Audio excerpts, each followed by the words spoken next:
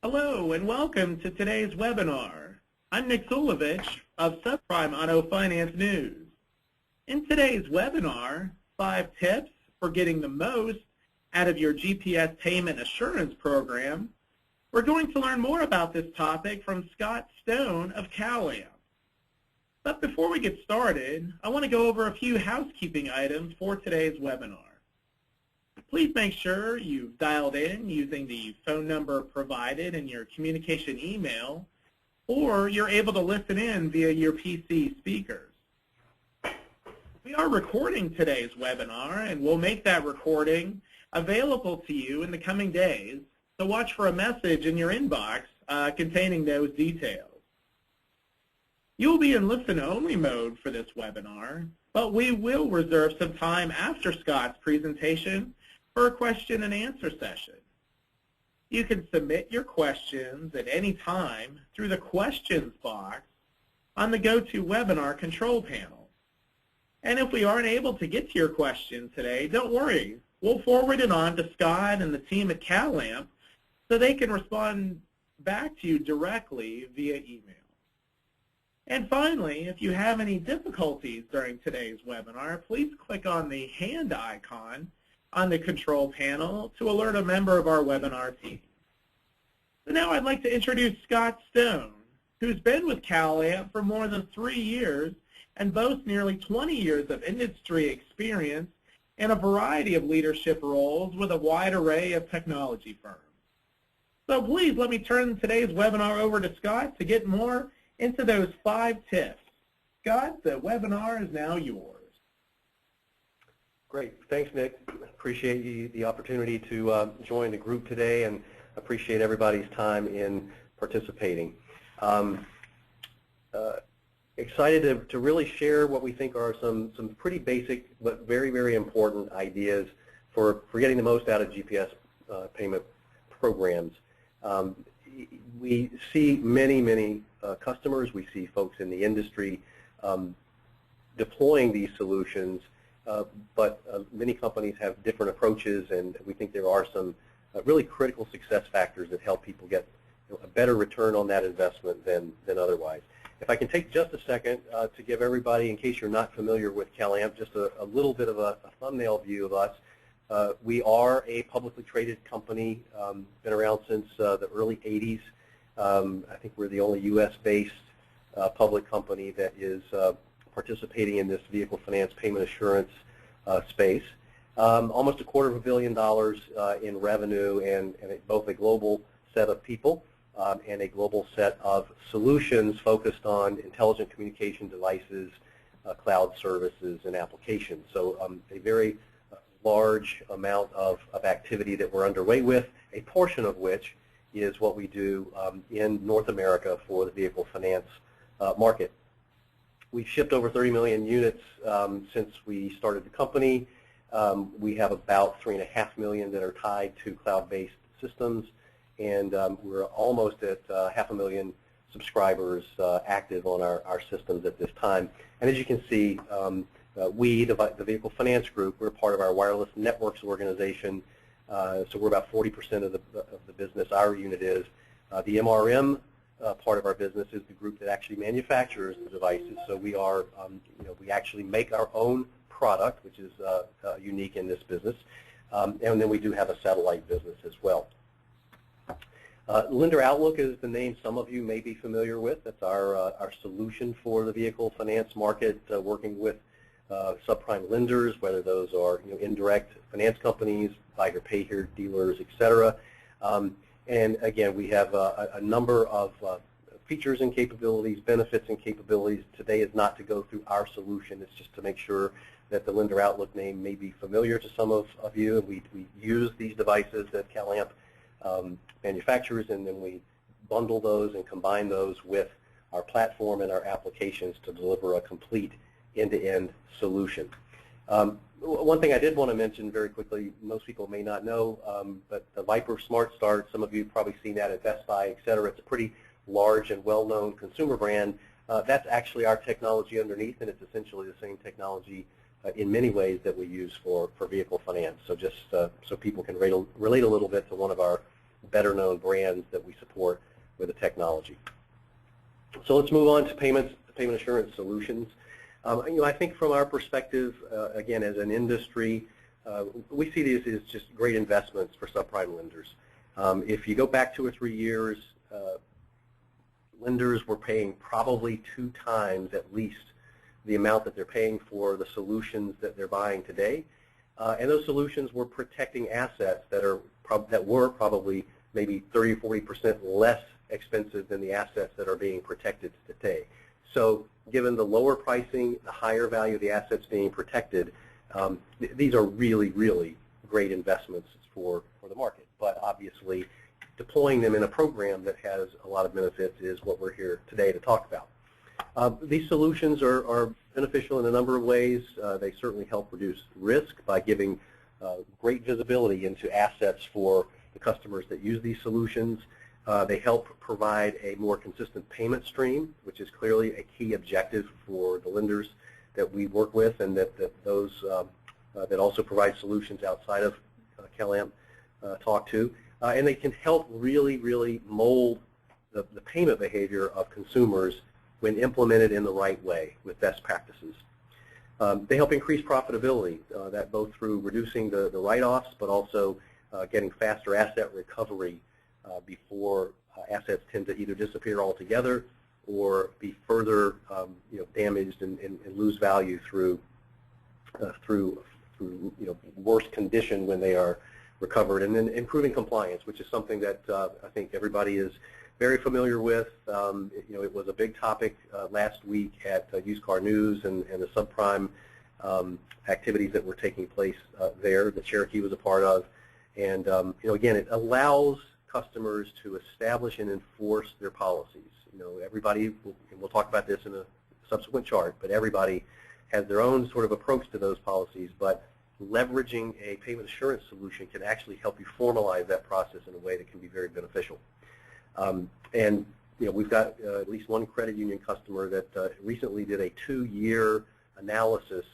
I think their average loan is about 29 months, and so this is almost a fully matured set of data, and they were seeing 2 times the internal rate of return on their subprime program as opposed to their standard program where the borrowers had higher credit scores. And so, with the right solution, with the right program, these are very, very valuable additions to a lender's portfolio and to their business. So on to the tips. The first tip to share today really is focus on influencing the buyer's behavior at the very beginning of the process. It's one of the key things that sets the stage for how the relationship can work with the borrower and the lender. Number 1, leverage the disclosure discussion. The use of these devices, the use of these solutions is mandated to be disclosed in a written document. But what that really is an opportunity to have a conversation with that consumer about what the technology means, why it's being implemented, and frankly the benefits to that consumer, both in terms of the fact that it's probably giving them a better rate, it's probably giving them a better car, it's certainly giving them the opportunity to buy an asset in the first place, because some people otherwise would not be able to qualify to buy a car. And so there are real benefits, and frankly in some cases there are insurance companies that will give lower insurance rates for cars that have a payment assurance solution tied to them. So all of these are actually positives that can be positioned with the customer.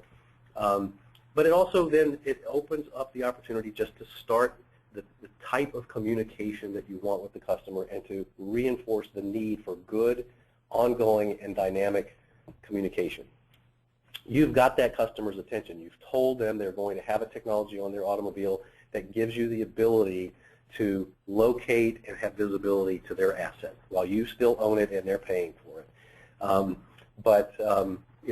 The bottom line is you want them communicating with you, and that's really the message. If they change their address, they need to be communicating with you. If they change their work, they need to be communicating with you. In most cases, if they get into some trouble during the term of the loan, you want them to feel comfortable communicating with you so that you can work through whatever that issue is, hopefully get them onto a revised plan, get them back on their payment stream, and having them complete the payments over the term of the loan.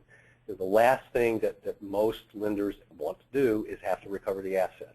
So using the solution and the disclosure is a tremendous opportunity to really create that proactive communication between the lender and the borrower, and to really make them comfortable that it is about communicating, and not to be intimidated by the fact that they have a technology that's going to let you do a better job of providing them with the transportation services that they need through that car purchase.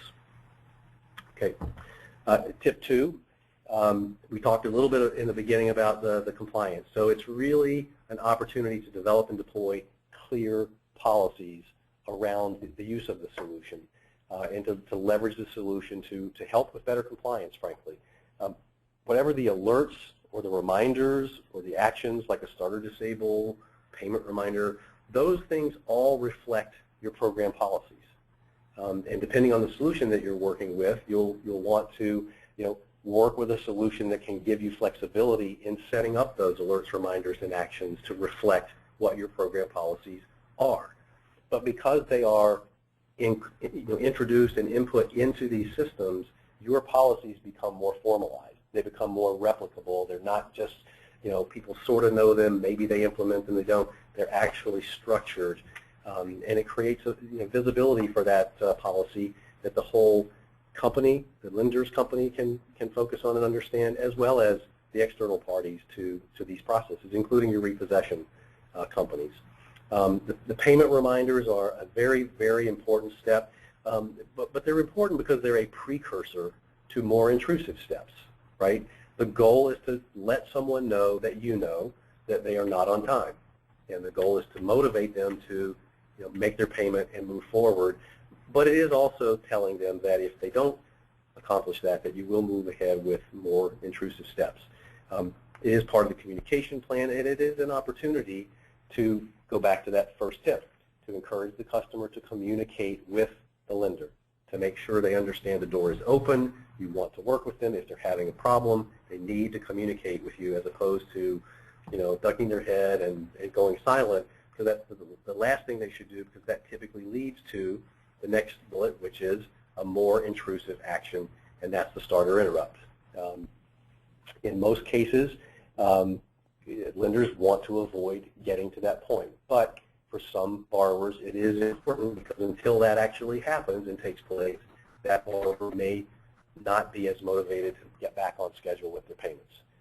In most cases, the starter interrupt is used as a more intrusive form of a reminder, as opposed to using it for the specific task of recovering an asset. So it is a reminder as much as it is the last bullet, and that is an asset recovery capability. These things, especially when you get into starter interrupt, are very, very important to follow the policies and to be compliant. The disclosures that we talked about in tip 1, very much a policy and part of compliance, but also different states may have different rules about how long you have to wait after a late payment to introduce or affect some of these reminders and starter interrupts. So it's important to pay very close attention to what the rules are in the markets where you operate, and then make sure that those rules are accurately reflected in the way you set up the choices you make in configuring your solutions. But it is a great opportunity to formalize that through what you put into your solution in order to make the payment reminder or the starter interrupt processes work as you would intend them to work. Step 3, make installations easy.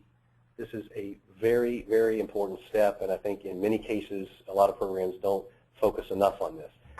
The installation of the device related to these solutions has a very, very critical impact on how well that device is going to operate when you need it for the payment reminder, when you need it for the starter interrupt.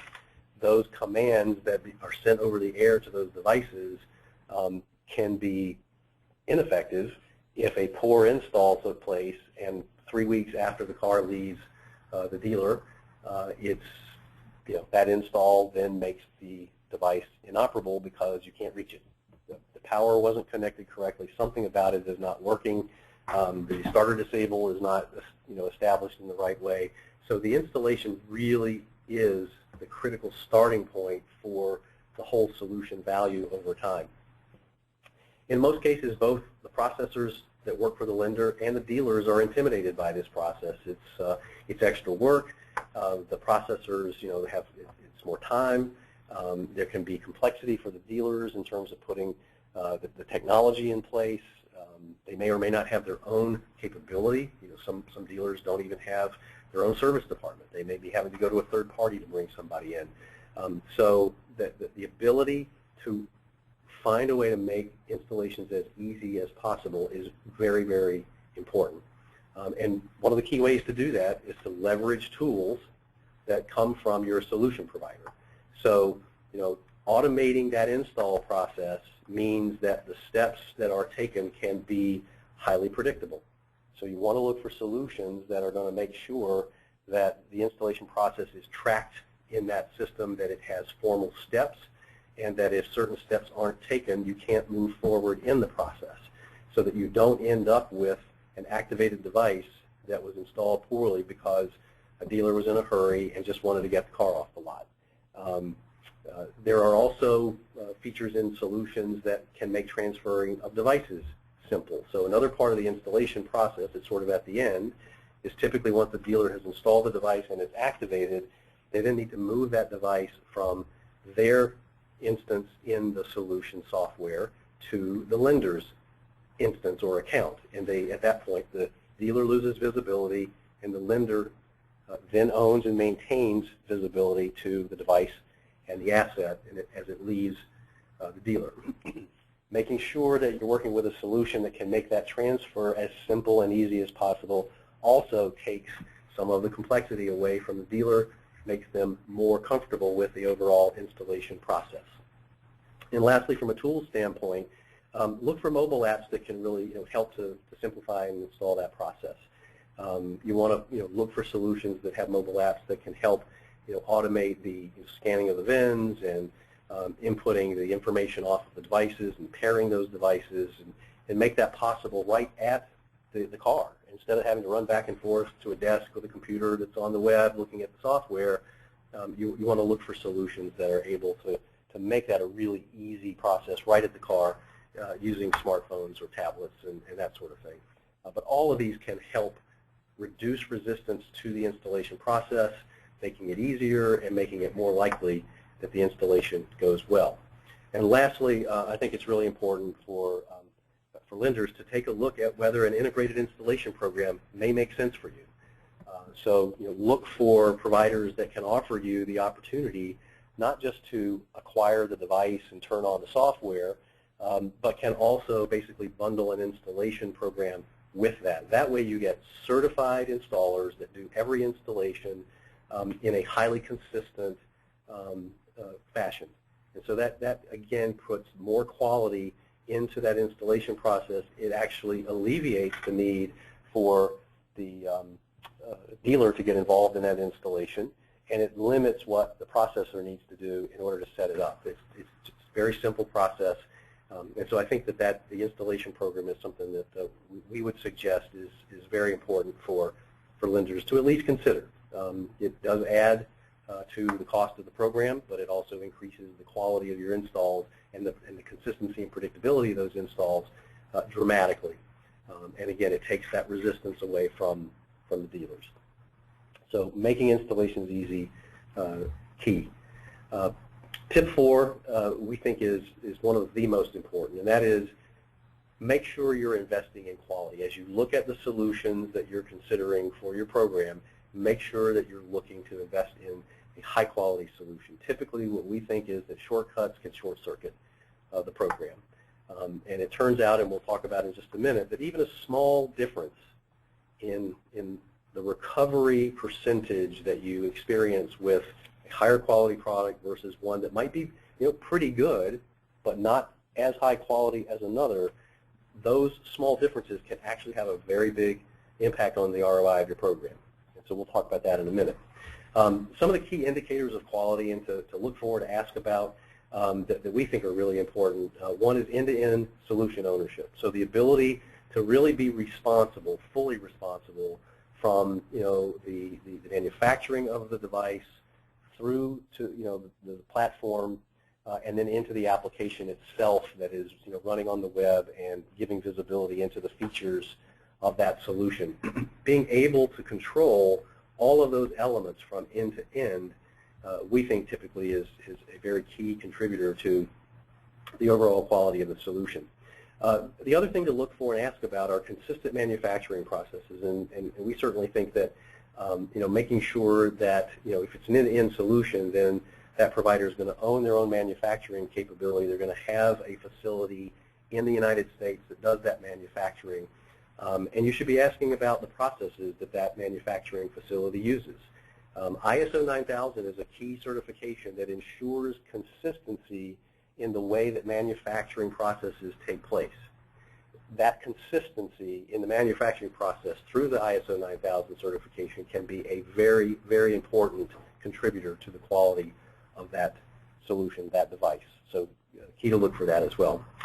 Multiple processors. This is something that doesn't get talked about a lot, but in the effort to try to trim costs in order to have cheaper devices, some solutions have gone with single processors.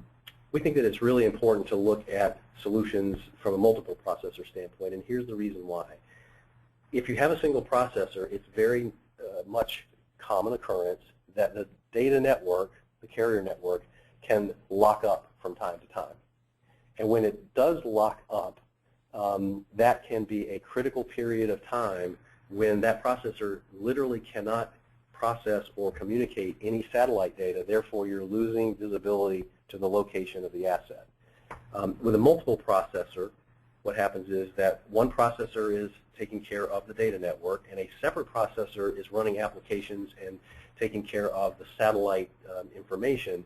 And therefore, if something happens to the network processor, the other processor can monitor that and can restart it quickly, so that you have a very, very small amount of time when that unit is not actually able to take satellite information. And that can be really, really important if it's right in the middle of trying to do a start or disable command and you can't reach that device because the network is locked up for a time period on that device. That can be an issue. And so multiple processors are a key way to address that. Larger antennas. There's a lot of talk in the solution world around whether a really small unit or a larger unit makes the most sense. But larger antennas in general are going to give you a better result. There's more surface area, and you're going to be able to find that asset in situations where a smaller antenna may not give you the visibility that you need at that critical time. So look for, ask about the antenna size so that you're making sure you're giving yourself the best opportunity to find that asset, even if it is in a garage, a level below ground, or in other situations where that antenna can really be key. Remote device management is something else that we would suggest is a really important part of quality, and that simply means check in and ask about the ability to manage that device over the air, the ability to touch the device, do diagnostics over the air, to actually, from a support standpoint, if there's an issue with the device, the ability to go in and actually touch it, determine what's going on, and if necessary, also have the ability to send corrective data to that device to get it back in working condition. Otherwise, without that ability, you may end up with a device that simply becomes dark and it's not providing any value to your program at that point. So that remote management can be very important. And then Tier 1 carrier service, I think that kind of goes without saying. I think most of the solutions in this space use Tier 1 carriers, but coverage is really important. Again, it's all about visibility and access to that device on your asset. So make sure that the solutions that you're looking at, if you want your program to work well, are working with a carrier that's got the best coverage you can possibly get connected to your solution. So again, those are some of the key indicators. And then let's just talk about quantifying that a little bit. So this is kind of a simple model. I'm going to go through it very quickly. There's a good amount of information here. I'll try to summarize it so that it flows pretty smoothly. But this is basically saying that if I'm a lender and I'm doing 100 units a month, right, on my GPS program, I want to know if the difference between solution A and solution B is that with solution A, I'm going to find and reach the devices 10% of the time more often than I would with solution B. That doesn't necessarily say solution B is a bad solution. This is all about what's the best value, not about whether something is completely bad or completely good. But if I can just get 10% better visibility, so that out of that 100 units, I can find and I can see 10 units that with another solution of lesser quality, I might be able to see 10 less units. That has value. Now let's assume that in order to get that quality that I just described and get that 10% better visibility, I've got to pay, let's say, a $15 price premium. So I've got to pay a little bit more for those devices to get that quality.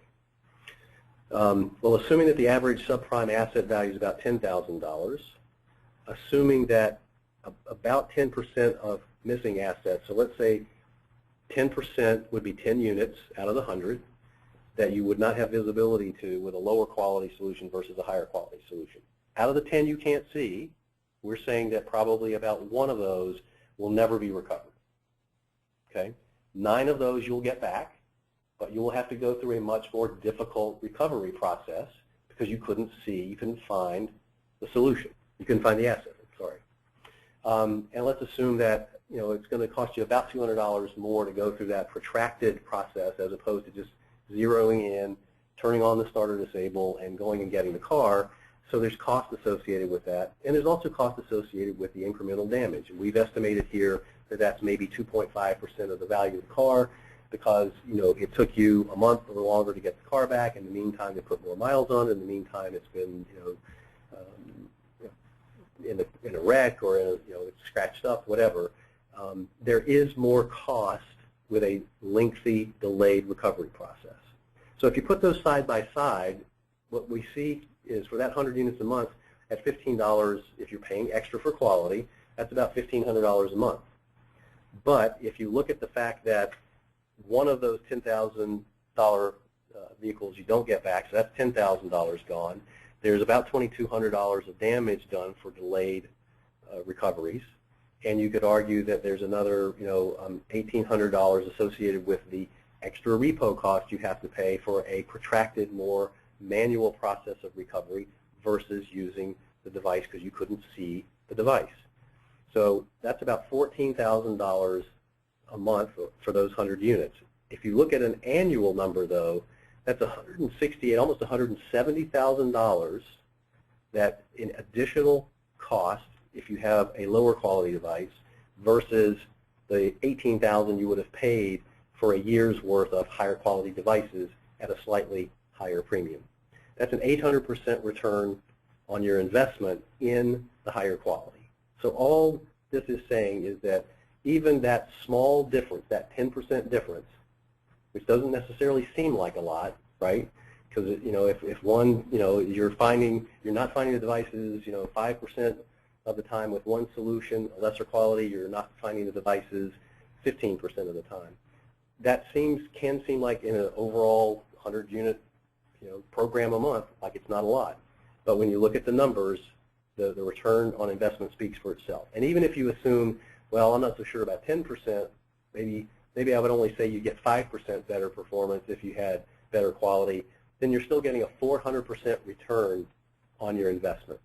And we know, if anything, lenders know about return on investment over time, and that's what we're suggesting is an important part of looking at your program, is to look at the investment in quality over time. We've already established that the ROI on the solutions in general is a no-brainer because we're paying, in general, the market's paying about half what they were 2 or 3 years ago, and they are protecting assets that are worth a lot more than they were 2 or 3 years ago. So, the solutions in general are a good investment. Now it's about what's the best value you can get as you make your choice of solution, and we think these are just some of the reasons why quality makes a big difference financially in your program. Number 5, future-proof your solution. Always be looking forward, keeping your eye on the horizon in terms of where things are going. One of the most important elements that's going on, or issues that's going on right now, and most of you are probably more than aware, is the move from 2G networks for these vehicle finance solutions to next generation networks, including CDMA. Average subprime loan terms are growing longer, so it's really important that the network that is bundled with these solutions has in front of it a long enough time period so that you can reasonably tie visibility of that asset to the loan term over a longer period of time. And so that's why with this AT&T shutdown, it's really important, and we highly recommend that all of our customers are well along with their planning for their 2G transition. It's coming. It's known. The new devices are here, and they are ready to be deployed and give these programs a much longer runway of useful life in front of the devices that are being acquired. So definitely looking at that 2G transition planning process is something we recommend everybody do as quickly as possible. Mobile applications is another area that we think is going to get a lot of attention and has the potential to deliver a lot of value. It really extends the value of this technology into a broader set of touch points in your program and the processes associated with it. So look for solutions that are investing in and bringing you the value of mobile applications, especially as it relates to the installation process and especially as it relates to the recovery process in terms of extending these solutions out to, for instance, your repossession company so that they can actually have visibility to the vehicles that they're going to pick up through not phone calls from somebody sitting at a desk looking at information, but they can securely use a mobile app to have access to that information and see locations for vehicles right on the phone that they're working with. And then another one that we think is an important future-proof kind of capability is mileage management. We think this is going to start to become very, very important. Many of you have probably heard about lease here, pay here, rent here, pay here kinds of business models. Those are starting to emerge, and clearly mileage management will be important for that. But for the subprime indirect lenders, it's also very, very important. And we're talking to a number of our customers about this capability and how important it is to them in terms of being able to manage and forecast depreciation rates and terminal values. So it's just no question, I think, that mileage on a vehicle is a key determination or determinant of value. And so the more visibility that can be provided into both the total mileage that is being put on a vehicle as well as the rate at which mileage is accruing on that vehicle, those are very, very important items, and we think that those are key components of a better program and the right kind of visibility. So again, I think if we kind of go back through the list, I think that you can see there are a number of key areas. You could argue that this just scratches the surface. Some of these programs have a lot of key components and important components. We think these are some of the most important to pay attention to. These are some of the key things we're working with our customers on in helping them put together highly profitable, highly productive payment assurance programs. I'm sure that's true in the industry at large. So I hope by highlighting some of these things, it's spurred some thinking and that it's given you some ideas for ways to really think comprehensively about your program, all the way from the need to have the installation go well, the need to have the payment assurance period, so after the initial install but before a starter, interrupt, or recovery event, communicating payment reminders, those kinds of things, and then the actual recovery as necessary itself. Thinking about the program from that whole cycle, we think is very, very important, and we think these payment assurance solutions can really, really move the needle for you in terms of adding value through that cycle. Last but certainly not least, the technology is great. We think it can give you a tremendous amount of value.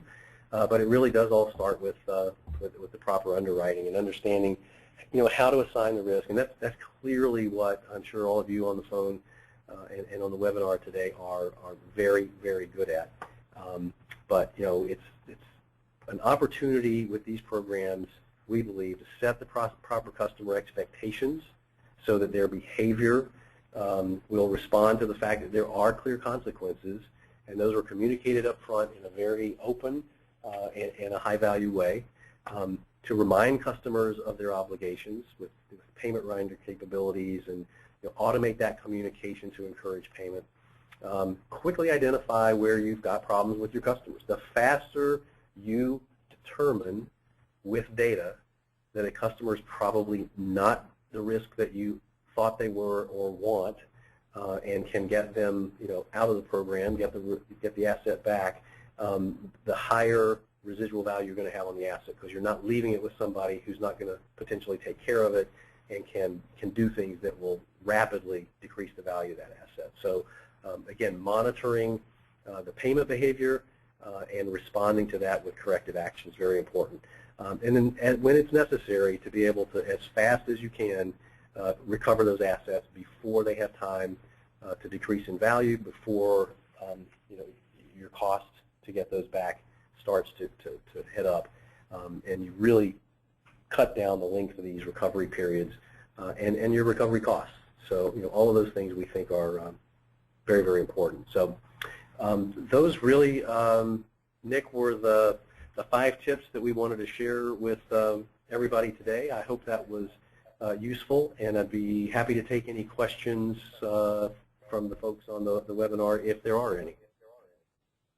Very good presentation, Scott. A lot of great information there in your presentation, and just a reminder to everyone that we are recording today's session, so you can go back and review Scott's material as well as share it with other individuals at your operation. Please keep watch of your inbox for a message containing a link to the webinar recording. Our team will get that turned around as quickly as possible. A lot of great questions have come in, Scott, but just wanted to start out by circling back to one of the points you made in the 5th tip that you mentioned. Just where is the industry as a whole in preparation for the 2G shutdown, and when exactly is that scheduled to take place? Sure. Well, I think that the industry is at a number of different places. So a lot of people have approached this issue in different ways. We've already seen a fairly large number of customers already starting to move to the new CDMA devices, and so that's already begun actively. There are others that believe that their average loan terms are set up so that they're comfortable staying with 2G for a little longer. So every lender needs to kind of make an individual decision based on what the loan terms are in front of them. But I would say that it's happening. It's happening very quickly, and we think that for most lenders, their loan terms are long enough that it makes sense to start now. AT&T has already started taking down infrastructure in some parts of the country, so it's happening now. Many 2G devices, I know in our particular situation, our 2G devices will automatically roam and use the T-Mobile network, for instance, in situations where AT&T has shut down. But again, as we get into 2015, 2016, there's no question that coverage will be better. And that's why we're suggesting customers really look at putting a program in place to begin that transition here as quickly as possible. And the CDMA technology, just in a nutshell, exactly what is that, and how much better is it compared to the 2G and other previous technologies? Sure. Well, I think that the way that I would say or talk about it being better has probably more to do with who's providing it. So, for instance, if you're talking about Verizon Wireless, which is who we use, they've just got great coverage, and so I think that's going to be improved capability. But let's be honest about what this 2G transition is. The payment assurance solutions that we use and provide were just fine using 2G technologies, right? There's nothing magic about CDMA or any next generation network as it relates to the vehicle finance solutions that we're talking about. It is simply that the 2G networks that we have been using will no longer be available. So this isn't really about trying to go from a lesser technology to a better technology for the networks. You could argue that those networks do some things that the 2G networks didn't do, but in most cases those capabilities aren't really highly relevant to these solutions anyway. This is simply a matter of the spectrum that is needed by the carriers to sell us, all of us and our kids, all our fancy smartphones and these applications and everything else. They need that spectrum for 4G technologies because it's the 4G technologies, the LTE is another term people have probably heard. They're needed to drive the consumer value in these networks, not the business, not the commercial stuff that we're using. So, and as they are turning off the 2G to conserve spectrum and reuse it for 4G applications, we're sort of stuck, right? We're being allowed or told that we're not going to be able to have access to 2G. So CDMA, from our perspective, is a proven technology. It's been around for a while. It's got runway in front of it, and it's the next least expensive alternative, right, to other network technologies that might be out there. So that's, I think it's one of the reasons why you see a lot of solution providers in this space choosing CDMA, because it is the best balance of cost and price. It is a little more expensive, but it also is not as expensive as some other options. So we think it's on balance, a good value and in the right direction to go. But I think the short answer, Nick, is that there's not a real silver lining in terms of functionality in CDMA. It is simply that it is the next best option as we move forward while the 2G networks become unavailable for us to use. Very good explanation, Scott. Thank you. Another question that's come in that's kind of a two-part portion, dealt with some of the earlier material that you touched on. Is have you had any experiences where a dealership might have shown some sort of video to explain to the customer that these devices are being installed, that more than just going beyond just having a paper document? Just what best practices have you encountered of explaining to the customer full disclosure about the devices? And on the flip side, have you heard of any incidents where the customer acknowledges that the device is on there more than beyond just a signature, that there's some sort of recording made that the customer acknowledging that the device is installed on the vehicle? I guess kind of a two-part question of fully explaining it to the customer, and as well as them acknowledging that the device is on there. Just from your perspective, what's kind of some best practices and experiences that you have seen? Sure. Well, again, I think that the approaches that lenders are taking runs the gamut, right? I think you've described some examples that would be examples of people that have a pretty advanced view of their program. They're willing to invest in their program beyond what maybe the average or the typical lender is investing today. The CFPB has certain requirements. Certain states, often the attorneys general, have certain requirements for what those disclosure steps need to be. And so I think at a minimum, we clearly recommend that all lenders are paying attention to where they operate, what the policies of the authorities are in those jurisdictions, and to make sure at a minimum they are taking the steps to be compliant with those requirements. I think it's always a good idea for all of us in these programs to think about how to get creative, right? If a video is going to make a more lasting impression with that consumer, if it helps start that communication process we talked about in tip 1, right, and establish that, then I think that's good. I guess my only comment is, in addition to the video, which is kind of a one-way communication, right? It's the video talking to the consumer. I do think the personal touch, right? The individual who's working with that lender, and in many cases that might even be the dealer as a representative for the lender. I think it's important for that dealer to be well-trained and to be able to have a personalized conversation that makes the borrower comfortable that being open and having that communication is okay, right? That the technology is not intended to be intimidating, to shut them up. It is intended to be a help to make it easier for the lender to make the loan in the first place, to give them the benefit of better rates and probably a little more car or a better car. I think that personal touch can also and is also very important, but I think new technologies like video can be helpful. The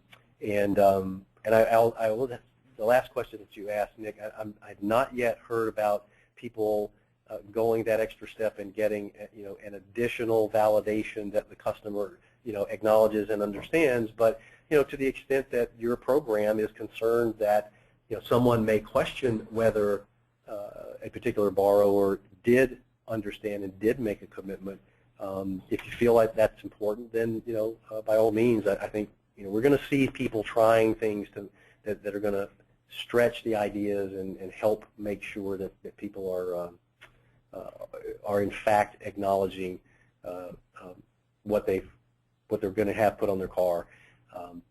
And I'll be anxious to see how that works, and if over time, I think that's a relatively new thing, and it'll be interesting to see if that starts to surface as a preferred approach versus simple signatures. I'm assuming that if it starts to show up as a better way of doing it, because it is in fact a recorded video or whatever is being used, I think more people will do it.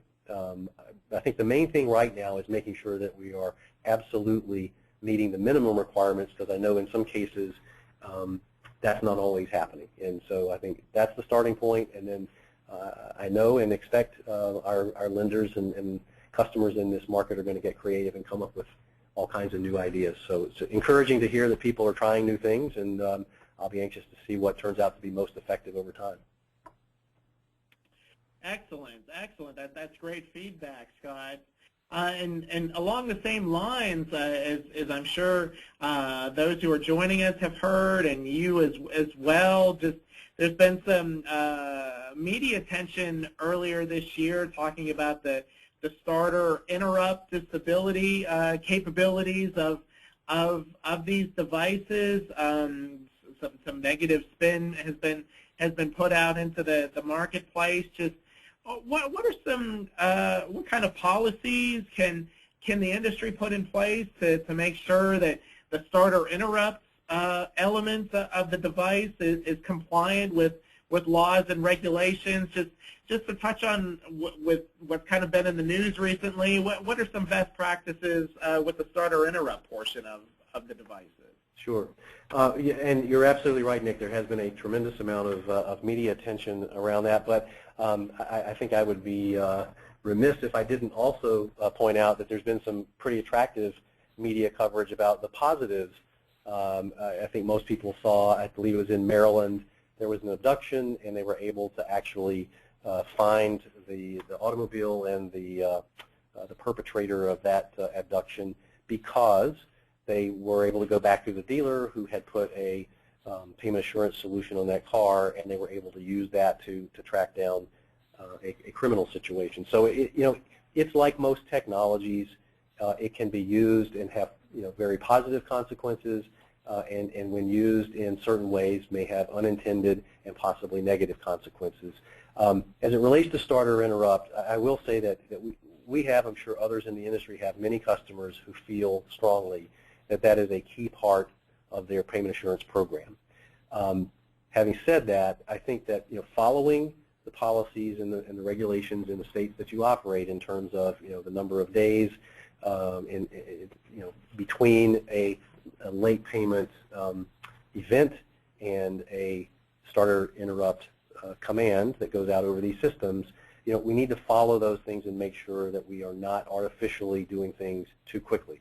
The other thing I think from a best practices standpoint we would recommend is that every lender have a number that they provide to their lenders, that if they are ever in an emergency, they can call that number, someone will answer, and that someone will have the ability to go into the payment assurance solution for the lender and override the starter interrupt. So those are fairly simple steps that can be taken so that if someone is unfortunately in an emergency and also happens to be in a late payment situation, there's an override, right? There's a backup plan so that we limit. It's probably going to be impossible to completely eradicate, but we would hopefully limit the instances where somebody really was in a pickle, needed to get somewhere in emergency, and was not able to do that. So, but I do think that as a backup plan is probably something we would recommend people do.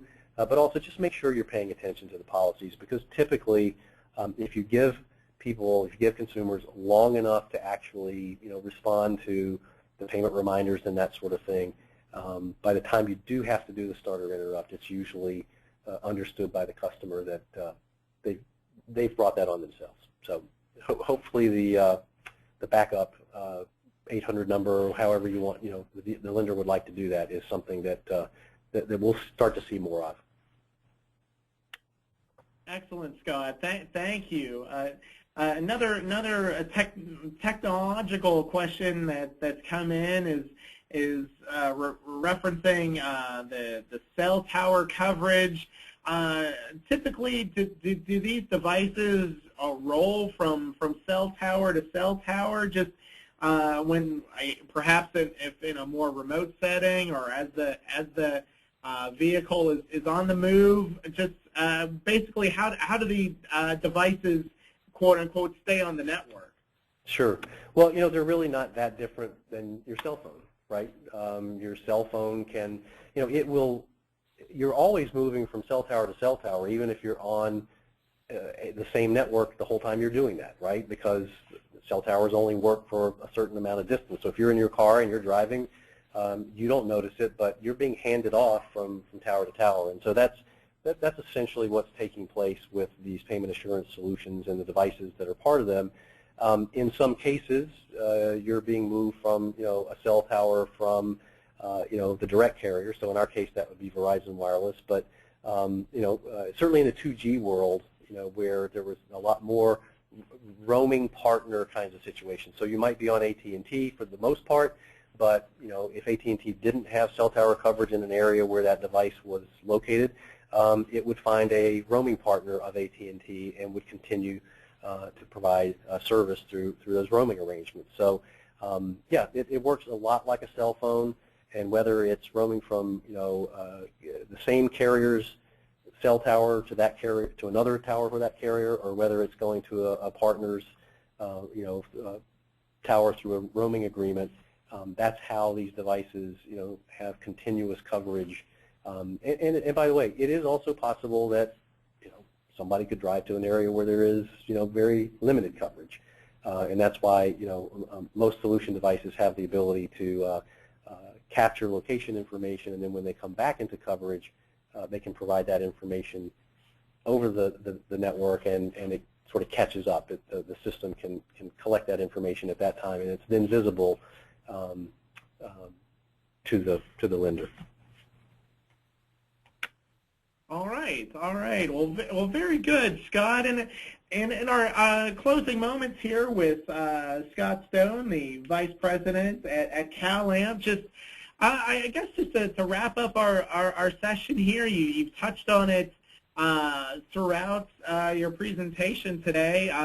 Just there are so many benefits to using GPS solutions that benefit the finance company, but I guess maybe perhaps to close our session is what are some best practices, again, to reiterate that how these devices can be beneficial for the consumer? What ways can dealerships and finance companies explain that this can be a beneficial piece of technology for the borrower and perhaps alleviate some concerns that they might have?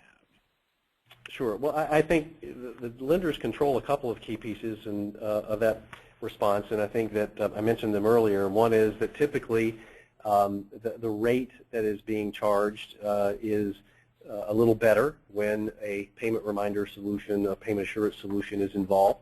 And in many cases, it allows the lender to also potentially provide a little bit nicer car because, again, it maintains the right level of risk for the lender while still putting forward that loan for somebody that maybe have a lower credit score, maybe has a situation where ordinarily they would be pretty limited. But I think one of the key things to always remember is that these systems make it very easy to do stolen vehicle recovery. In most cases, the lenders have the ability for their consumers, and they want this, right? Because not only does the consumer want to make sure that if their car is stolen, that they get it back quickly and in good condition, because they're depending on that in many cases to get them to work, to make money for their families. But the lender, obviously, it's their asset, so they want it back quickly and with little damage as well. So I think that ability to use the visibility into location as part of a stolen vehicle recovery capability tied to the local authorities can be a very, very important thing. And again, it translates in some cases into lower insurance rates for consumers when that's on there. So I think lenders should always be making sure that their borrowers that have a payment assurance solution installed are checking with their insurance companies to make sure there's not a program or a plan that they have that can moderate that cost as well. That means a little bit less expense, and hopefully that helps make sure that that expense goes towards paying their car payment, and they don't have to get into a payment reminder or a starter interrupt situation. Very good advice, Scott. That's Scott Stone. He's the Vice President at CalAmp.